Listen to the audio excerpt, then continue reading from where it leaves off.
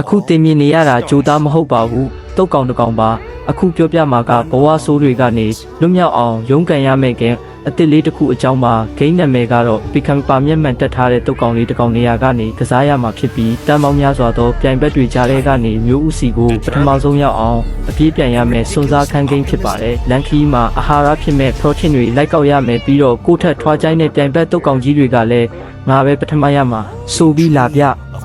ဩရာကိုခံရအောင်မှာပါဒါတင်မဲလားဆိုတော့မဟုတ်သေးဘူး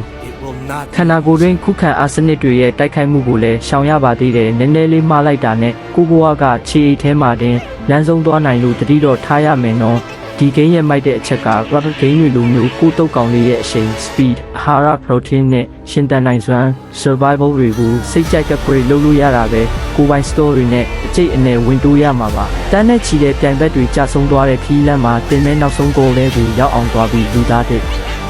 ရောက်ဖြစ်တည်လာနိုင်မလားဆိုတာစိန်ခေါ်ထားတဲ့ဂိမ်းပါအရန်ဆန်းတစ်ပြီးဟာတာမြောက်တဲ့ဒီဂိမ်းလေးကိုတော့ P-Steam မှာ2026တွင်ဆော်ရတော့မယ်လို့သိရပါတယ်ကဲတငယ်ချင်းတို့ကို mention ခေါ်ပြီးဒီဘွားတုန်းကဘသူအရင်နိုင်ခဲ့လဲမေးကြည့်လိုက်အောင်